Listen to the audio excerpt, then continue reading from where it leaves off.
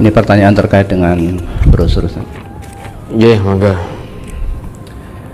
Istri paman telah beberapa kali saya pergoi telepon-teleponan dengan besannya, dan saya juga mengetahui kalau mereka selingkuh.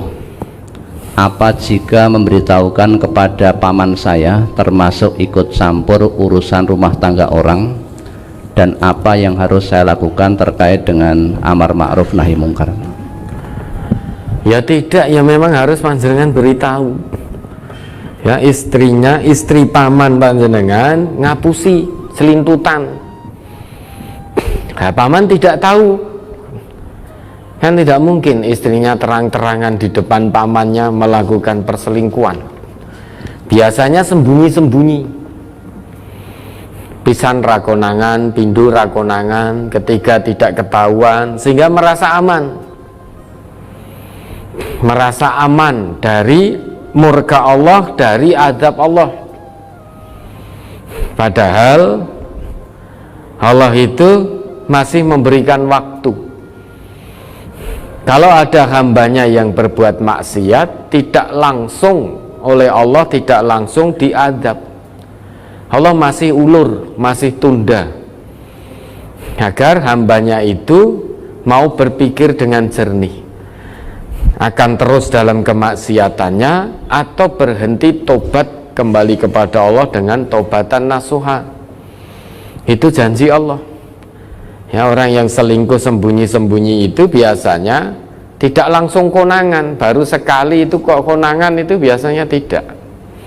Sekali nggak konangan, 2 kali, 3 kali. Kalau sampai mata manusia sudah terbelalak, konangan itu biasanya dilakukan lebih dari sekali, 2 kali. Kalau sekali itu belum konangan, belum dibuka oleh Allah. Allah masih tunda, masih diberi kesempatan untuk berpikir. Walau yu'akhidullahu nasa bidzulmihim, coba diingat kembali An-Nahl 61. Walau yu'akhidullahu nasa bidzulmihim ma taraka 'alaiha min dabbah walaki yu'akhiruhum ila ajalim musamma. Surat An-Nahl surat 16 ayat 61.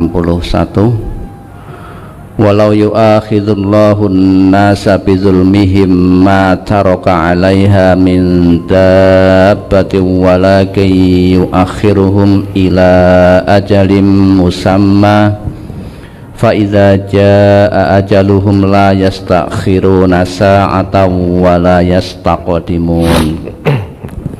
Jikalau Allah menghukum manusia karena kezalimannya, niscaya tidak akan ditinggalkannya di muka bumi sesuatu pun dari makhluk yang melata, tetapi Allah menangguhkan mereka sampai kepada waktu yang ditentukan. Maka apabila telah tiba waktunya yang ditentukan bagi mereka, tidaklah mereka dapat mengundurkannya barang sesaat pun dan tidak pula mendahulukannya. Ya, jika manusia itu berbuat maksiat langsung dihukum oleh Allah, niscaya sudah tidak ada yang hidup di muka bumi ini, semua sudah binasa. Kita pun sudah tidak hidup. Mengapa? Karena kita juga sudah sering berbuat maksiat, bukan hanya sekali 2 kali, sering berbuat maksiat. Andai kata Allah hukum sekali saja seorang hamba berbuat maksiat langsung dimatikan oleh Allah, tidak diberi kesempatan, tidak ditunda oleh Allah azabnya, tidak diberi waktu untuk berpikir kemudian untuk bertobat atau terus bermaksiat, niscaya manusia pun sudah tidak ada yang hidup, mati semua sudah. Karena manusia ini selain Nabi itu tempat salah dan dosa. Mungkin sudah tidak terhitung berapa banyak maksiat yang kita lakukan, namun Allah masih beri waktu.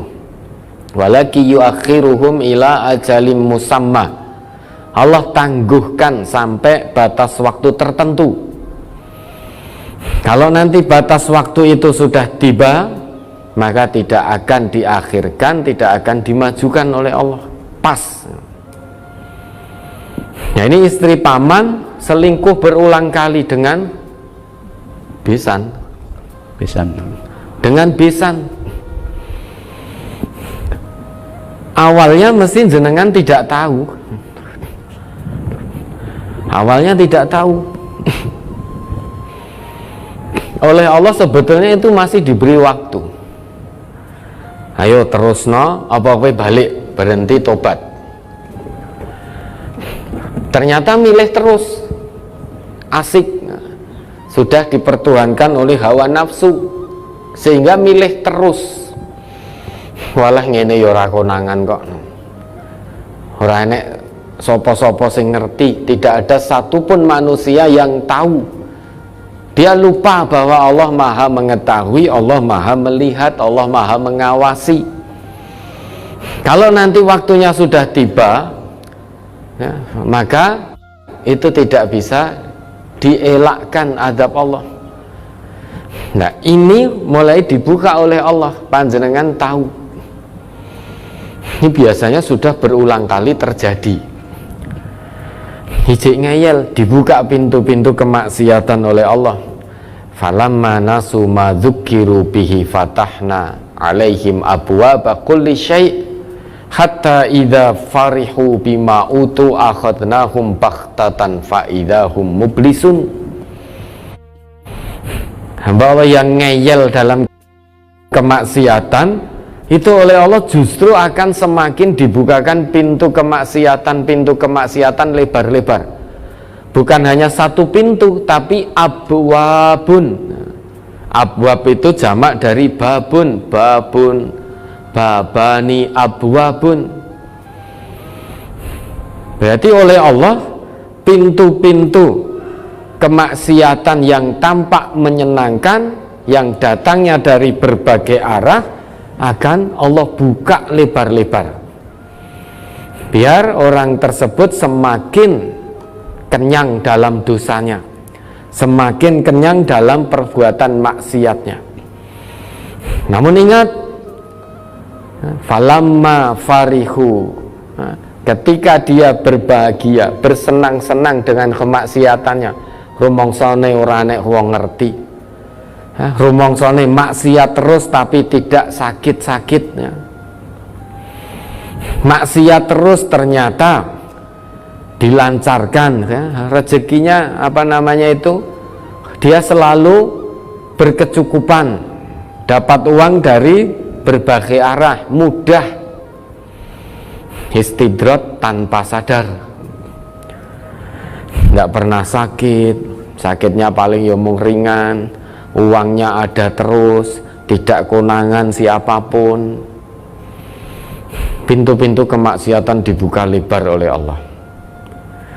Namun saat sedang bersenang-senang dengan kemaksiatannya, akhadnahum baghtah, maka kami, yaitu Allah, akan azab mereka. Setelah dibuka pintu-pintu kemaksiatan lebar-lebar, saat orang itu senang-senang, tiba-tiba datang azab Allah secara tiba-tiba dan mendadak. Baghtah itu secepat kilat, bahkan kecepatannya lebih cepat daripada kedipan mata. Itu arti dari baghtah. Jadi baghtah itu secepat kilat, cepatnya melebihi cepatnya kita berkedip. Nah, ketika itu datang, faidahum mublisun, orang itu hanya berdiam, berputus asa, sudah tidak ada kesempatan untuk bertobat. Pintu tobat sudah ditutup rapat, pintu kemaksiatan dibuka lebar, datang azab, pintu tobat ditutup rapat-rapat. Nah, ini saudara ngonangi, kira-kira yang punya kehendak saudara untuk tahu siapa? Apakah saudara sendiri? Tentu tidak. Allah yang menghendaki saudara untuk tahu. Berarti Allah titipkan itu saudara untuk beramar ma'ruf nahi mungkar. Maka jangan diam. Pertama, tegur istri paman, ingatkan istri paman akan ancaman-ancaman Allah dan Rasul. Kalau ini menurut hukum Islam sudah dirajam, karena muhsan ini sudah menikah. Karena negeri kita tidak berlaku hukum Islam, maka ingatkan istrinya paman. Nah, ini kalau warga MTA, dikata yang panjenengan tanyakan ini adalah warga ngaji di MTA, maka harus keluar dari MTA dan kita asingkan, kita boikot, kita kucilkan, ojo disopo aruh sampai dia bertobat. Itu sanksi sosial di majelis ini. Kalau ini istri pamanmu ini warga MTA, maka dia dikeluarkan dari MTA dan diasingkan. Diasingkan dalam arti diboikot. Warga MTA jangan ada yang sopo aruh sampai dia benar-benar bertobat. Kita tidak benci pada orangnya, namun benci pada perbuatannya. Mengapa? Karena Allah dan Rasul saja benci pada perbuatan seperti itu, apalagi kita. Tentu kalau Allah dan Rasul benci pada satu perbuatan, kita sebagai hamba Allah, umatnya Nabi Muhammad juga benci dengan perbuatan tersebut. Bahkan dalam hadisnya yang dibacakan tadi, salah satun la yukallimuhumullahu yaumal qiyamati wala yuzakkihim wala yanzuru ilaihim walahum adzabun alim. Yang pertama, syaikhun zanin. 3 golongan. Pada hari kiamat Allah tidak sudi berbicara kepadanya. Allah tidak sudi mensucikan dirinya. Allah juga tidak sudi melihat kepadanya. Karena Allah nggak sudi berbicara, nggak sudi mensucikan, nggak sudi melihat, maka baginya azab yang pedih, siksa yang pedih. Yang pertama, syaikhun zanin, ya. Seorang yang sudah lanjut usia kok berzina. Oh, ini istrinya masih muda. Nah, baik. Kalau istrinya masih muda, hadis pertama dari Abdullah bin Mas'ud saat bertanya kepada Nabi, ayyudzanbi a'dhamu indallah, dosa apa yang paling besar di sisi Allah? Nabi kita menjawab, pertama adalah antaj'ala lillahi niddan wa huwa khalaqaka. Kamu menjadikan Allah sekutu sedang Allah itu menciptakanmu. Kemudian yang kedua, dosa paling besar di sisi Allah yang kedua adalah selain menyekutukan Allah, antaktula waladaka makhafata ayat'ama ma'aka. Kamu membunuh anakmu karena takut tidak sanggup memberi makan, takut anakmu ikut makan bersamamu dan kamu tidak sanggup memberi nafkah, lantas anakmu kamu bunuh. Itu dosa paling besar di sisi Allah. Kemudian yang ketiga, antuzania halilata jarika. Kamu berzina dengan istri tetanggamu. Oh, ini bukan istri ya. Ini justru istrinya yang berzina dengan besannya. Karena yang bertanya laki-laki, maka dijawab kamu berzina dengan istri tetanggamu. Nah, ini dengan besannya. Ini dosa paling besar di sisi Allah. Allah berkehendak panjenengan ngerti apa yang dilakukan istri paman. Ini berarti Allah juga menguji panjenengan. Wani apa ora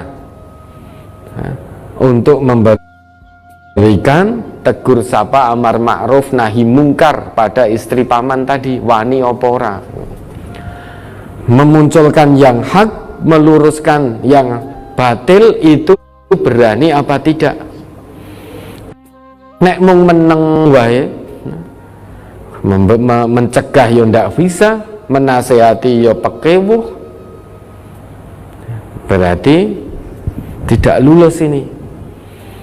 Ya, terus panjenengan apa yang dilakukan? Tegur itu istri pamannya, diminta untuk bertobat. Kalau tidak bisa, nah, kemudian beritahukan kepada suaminya dengan bukti-bukti, jangan hanya kila wa qola, jangan hanya katanya dan katanya. Karena kalau hanya katanya dan katanya tanpa bukti, bisa-bisa jenengan termasuk ya, memfitnah seseorang berbuat zina. Hukumannya orang yang memfitnah orang lain berbuat zina padahal tidak dilakukan, dan ketika menuduh tidak bisa mendatangkan saksi, hukumannya dera 80 kali, dan persaksiannya selama-lamanya tidak bisa diterima. Maka tegur dulu sebelum ada bukti. Setelah ada bukti, maka sampaikan kepada pamannya. Sampaikan kepada pamannya. Ini saking hati-hatinya Islam dalam menjaga muamalah, saking perhatiannya Islam. Orang yang mengatakan seseorang berzina itu harus ada buktinya. Kalau sampai tidak ada bukti, hati-hati. Nah, nanti kalau istrinya paman itu mengaku, ya berarti pengakuan istrinya itu bisa menjadi bukti. Ya, diminta untuk tobat. Kalau memang panjenengan tidak bisa mencegah, tidak bisa menasihati, tidak bisa, langkahnya bagaimana? Beritahu kepada suaminya, beritahu pada paman panjenengan, biar paman nanti yang ngurusi istrinya. Ya, namun jangan diam membisu tanpa melakukan apapun. Maksudnya diam membisu itu berarti wis karepmu wong dudu urusanku, padahal itu istri dari paman panjenengan. Tegur, nasihati, suruh berhenti, tobat pada Allah, tobatan nasuha. Kalau memang tidak mau, masih terus dilakukan, ya sudah, kewajiban jenengan sudah gugur di hadapan Allah. Sudah memberikan nasihat, sudah meluruskan, sudah berusaha mencegah, mengajak istri paman untuk bertobat, sudah al-amru mufawwad ilallah. Urusannya serahkan kepada Allah. Ya. Kalau memang tidak mau bertobat, beritahukan pada pamannya, beritahukan biar nanti paman ben ora diupas apusi wae. Samping itu nanti biar paman yang ngurusi istrinya. Ini luar biasa ini, seorang istri selingkuh dengan besannya sendiri. Ya, ini luar biasa. Kenapa kok bisa begini? Karena hawa nafsu. Hawa nafsu sudah dipertuhankan. Maka kalau seseorang sudah mempertuhankan hawa nafsu, jangankan suaminya, jangankan paman jenengan, Allah pun dilupakan, apalagi hanya suaminya. Begitu pula kalau hawa nafsu sudah berkuasa, jangankan istrinya, Allah pun juga sudah dilupakan. Coba diingat itu Ustaz, Quran surah Al-Jasiyah ayat 23 atau berapa itu, bagaimana keadaan orang-orang yang mempertuhankan hawa nafsunya. Surat Al-Jasiyah surat 45 ayat 23. Afara'aita man ittakhadha ilahahu hawahu wa adallahu Allahu ala ilmin wa khatama ala sam'ihi wa qalbihi wa ja'ala ala basarihi ghishawah faman yahdihi min ba'dillah afala tadhakkarun. Satu ayat lagi.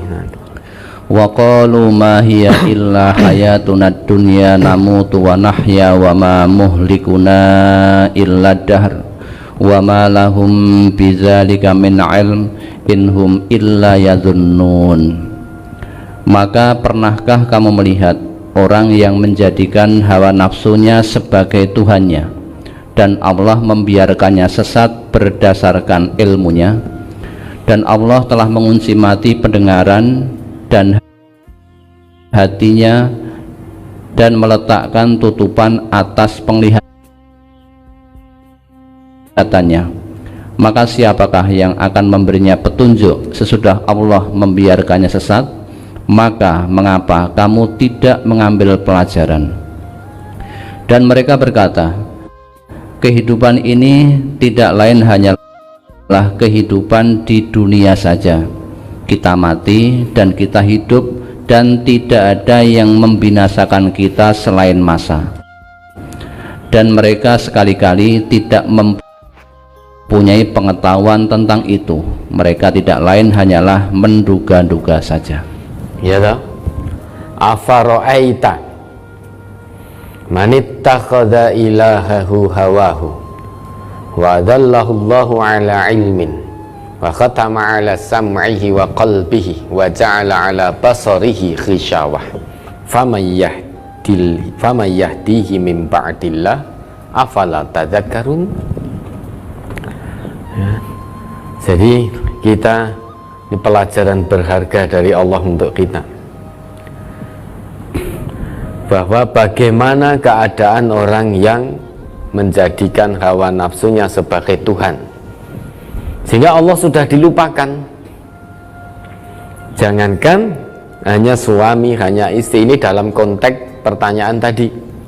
Jangankan hanya suaminya, Allah pun dilupakan. Karena yang diperturutkan adalah hawa nafsunya. Penaira sepiro, sengsara selama-lamanya.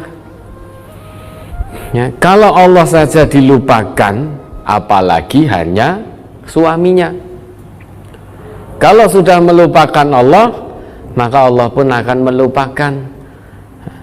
Pendengarannya dikunci mati, hatinya dikunci mati, penglihatannya tertutup sehingga seolah-olah tidak bisa melihat kebenaran, tanda-tanda kekuasaan Allah. Bukan Allah yang mengunci pendengaran, hati, dan penglihatan orang tersebut, karena orang tersebut sendirilah yang sudah mengunci mati pendengaran, penglihatan, dan hatinya dengan mempertuhankan hawa nafsunya, sehingga apa yang menjadi aturan Allah, aturan Rasul sudah tidak digubris. Maka hatinya dia kunci sendiri, penglihatannya dia kunci sendiri, ya, dia tutup sendiri pendengarannya. Ayat-ayat Allah diterangkan, hadis-hadis Nabi dijelaskan, dia mendengar namun tidak bisa paham karena hatinya sudah terkunci. Yang didengar hanya untaian, susunan dari huruf-huruf, kata-kata, kalimat-kalimat. Telinganya dengar, namun dia tidak bisa paham. Jauh dari petunjuk. Faman yahdihi min ba'dillah, siapa yang bisa memberi petunjuk setelah Allah sesatkan? Allah sesatkan itu berarti Allah tinggal mengiyakan. Bukan Allah, oh fulan sesat, bukan Allah menghendaki, oh fulan ini dapat petunjuk, fulan sesat. Bukan begitu. Kalau hambanya memilih kesesatan, berarti Allah tinggal mengiyakan. Allah tinggal mengiyakan jalan yang dipilih oleh hambanya. Man sya'a fal yu'min wa man sya'a fal yakfur. Silahkan dipilih, mau iman mau kafir, silahkan dipilih. Allah tinggal mengiyakan. Kalau milih jalan sesat, maka siapa yang bisa memberi petunjuk selain daripada Allah? Afala tadzakarun, tidakkah kamu bisa mengambil pelajaran? Ya, orang-orang yang mempertuhankan hawa nafsu tanpa sadar, dia menganggap bahwa kehidupan ya hanya di dunia ini. Qalu ma hiya illa hayatuna dunya, kehidupan ya hanya di dunia ini. Maka kalau hawa nafsu menginginkan seperti ini, harus segera saya turuti hawa nafsu itu, karena seneng-senengi ya mung ning donya. Sedangkan untuk bersenang-senang harus mengikuti keinginan hawa nafsu. Nek pengen seneng, ya harus menuruti hawa nafsu. Karena urip ku ya mung donya ini, maka yang namanya kesenangan hanya di dunia. Ora enek kehidupan sesudah di dunia. Ini keyakinan orang-orang yang dipertuhankan oleh hawa nafsunya. Sehingga orang mikir bahwa apa yang dilakukan akan dimintai pertanggungjawaban oleh Allah di kehidupan yang abadi nanti, kehidupan setelah kehidupan dunia ini. Mereka tidak yakin. Ya, pokoknya seneng-seneng saat ini, selingkuh, zina dan lain sebagainya, cara-cara haram ditempuh semua untuk memenuhi kesenangan hawa nafsunya. Lupa bahwa nanti setelah kematian, setelah dunia ini selesai, akan ada pertanggungjawaban di hadapan Allah. Itu lupa karena mereka yakin nek dunyane iki wis rampung ya rampung, karena yang bisa membinasakan kita hanya masa. Tidak ada yang bisa membinasakan kita kecuali masa. Nah, kalau sudah selesai dibinasakan oleh masa, maka tidak akan dibangkitkan. Ya sudah, selesai, mumpung durung mati, ya ayo seneng-seneng, turuti hawa nafsu. Itu hanya dzon mereka, perkiraan mereka bahwa di sana tidak ada pembalasan yang setimpal dari Allah. Maka terus hidupnya mengikuti hawa nafsu. Ya, kalau Allah sudah dilupakan, apalagi suami tadi. Nah, ini tanda kerusakan umat, kerusakan zaman ya seperti ini. Dan kita sudah bisa menyaksikan bahwa saat ini zaman telah rusak, karena akhlak sudah tergerus, hawa nafsu sudah diperturutkan. Kata Nabi kita, salah satu atau beberapa di antara tanda rusaknya zaman, idza ra'aita syuhan muta'an, jika kamu melihat kebakilan ditaati, wa hawan muttaba'an, hawa nafsu diperturutkan, wa dunya muksaratan, dunia sudah mewarnai kehidupan manusia sehingga melupakan kehidupan akhiratnya. Fa ya'jaba kulli dzi ra'yin bi ra'yihi, setiap individu merasa menjadi orang yang paling benar dengan pendapatnya.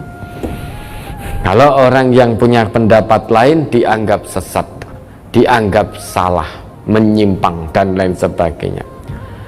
Sampai kapanpun yang paling benar adalah pendapatku sendiri. Jadi masing-masing individu sudah bergudul merasa paling benar dengan pendapatnya, apa yang keluar dari dirinya. Kalau itu sudah terlihat terjadi, maka pesan Nabi, fa'alaika, yakni binafsika, jaga dirimu, jaga dirimu. Cara menjaganya, wada' ankal awamma, tinggalkan umumnya orang. Dan saat ini kita sudah bisa menyaksikan semua ciri yang Nabi tunjukkan tadi sudah ada. Banyak orang bakhil, enggan untuk infak fisabilillah, hawa nafsu sudah dipertuhankan. Kemudian orang sudah merasa paling benar sendiri sehingga tidak bisa melihat kebenaran dari orang lain.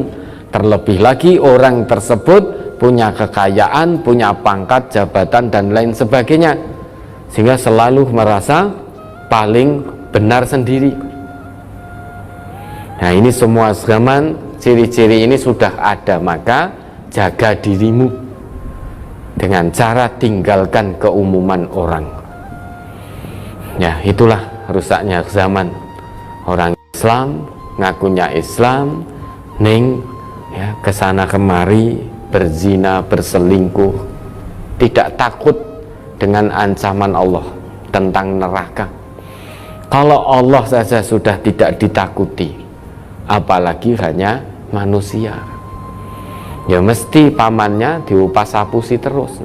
Dia saja hendak menipu Allah, wa huwa khadi'uhum. Dia kan hendak menipu Allah, dikirone berduaan sendiri dalam satu ruangan, dikirone Allah tidak tahu. kan hendak menipu Allah, tapi Allah balas tipu dayanya. Ya, maka langkah yang diambil, ya, luruskan itu, diluruskan, kemudian dinasihati, diminta untuk bertobat, beritahu pamannya dengan bukti-bukti.